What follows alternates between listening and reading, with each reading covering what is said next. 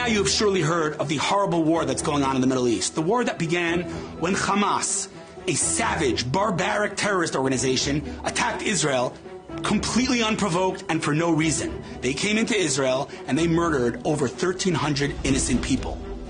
Here's a couple of things that I hear from people around the world. There seems to be some confusion. I thought I'd clear it up for you. First of all, they want a state. Give them a state. Do they? Because in 1948, when Israel was established, you might not know, but the United Nations gave the Arabs a state too. It was called the Partition Plan. Israel accepted, the Arabs rejected. Why did they reject it? Because they don't want a state. How do I know? I don't know. Why don't you look at their charter? Go look at the charter of the PLO, of the Hamas. What do they want? They want dead Jews. They say it clearly. They had a state. But you know what? Forget 1948. 2005. The disengagement. You might have heard of it. Israel left Gaza. Israel evacuated 10,000 of its civilians and handed Gaza to the Palestinians on a silver platter. Here, make a state is what we told them. You know what they did? They elected Hamas and they created a terror base. So first of all, let's stop with the fake narrative of they want a state. They don't want a state. If they say it clearly, it's time we listen to them. The next thing I'm hearing is, how could you cut the electricity to Gaza? How could you cut the water? Really? You think a country should provide electricity and water to an enemy state? But furthermore, we have video evidence of the Palestinians, Hamas, using the water pipes to attack us. They're literally using the water pipes to create rockets to shoot into Israel. And we should provide them with water? Have you lost your mind? Also, where are they going to go? Poor Palestinians, they're not all guilty. They're not all Hamas. Of course they're not. You know where they could go? To Egypt. Go look at a map. They have a border with Egypt. Why is no one asking Egypt, their Muslim brothers, to open the border for the Palestinians? You know why? Because Egypt doesn't want them. Is that my problem? That's not my problem. I don't need to take in 2 million Palestinians who are attacking me and who voted for Hamas. Not all Palestinians are terrorists, but the Palestinian people, the ones that everyone says deserves a state. They're a people, right? If they're a people, then they should be held accountable for their words and for their actions. They voted for Hamas. They need to pay the price. Disproportionate response is another thing. Israel needs to react and retaliate proportionally. Really? What's proportionally? Because let me tell you what Hamas did. They came into Israel, they murdered, raped, abducted over 1,000 people. Elderly, children, pregnant women, Holocaust survivors.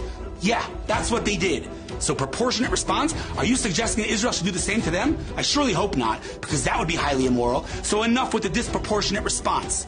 Furthermore, let me ask you a question. The Palestinian people, are they a people or are they a group of punks? Because if they're a people, like you say they are, who deserve a state, well, if they deserve a state, they should be held accountable. And if they are declaring from the river to the sea, and they want no Israel, Israel wiped off the map, then maybe we should listen to them because they're a people. Besides, these innocent Palestinians that everyone keeps talking about, the ones that danced and sang on 9/11, who hand out candies on the streets every time an innocent Jew is killed, where are they now, these innocent Palestinians? Because I can tell you that my social media feeds are full of Muslims supporting Hamas. Have you seen thousands of Palestinians standing up and speaking out against Hamas? Because I haven't. And then they're going to say, but they can't. Hamas will kill them. They just have to fulfill orders. Where have I heard that before? Oh yeah, it was the Nazis who said that. It was not a legitimate response then, and it's not a legitimate response now. Stand up. The way Hamas is brutalizing and terrorizing the Jews and the Arabs in Gaza, they need to stand up, and there's no excuse that they don't. This is Israel's 9/11. No one in their right mind debated whether America had a right to retaliate after 9/11.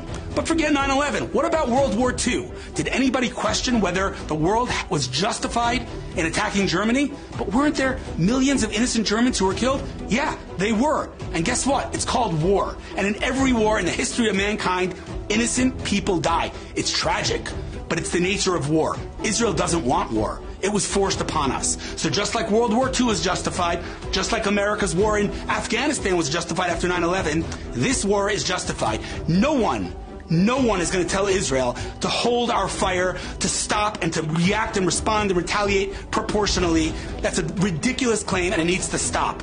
At the end of the day, we need to have integrity. We need to read their charters. They say it loud and clear. They don't want a state. They want dead Jews. This is not Arabs against Jews, Muslims against Jews, Israelis against Palestinians. This is good versus evil. This is an army that does everything to minimize civilian deaths versus a terrorist organization who does everything to maximize civilian deaths. Period. Full stop. If that is something that you cannot digest and speak out and say loudly and proudly, then I got news for you. You should start looking and searching for your moral compass.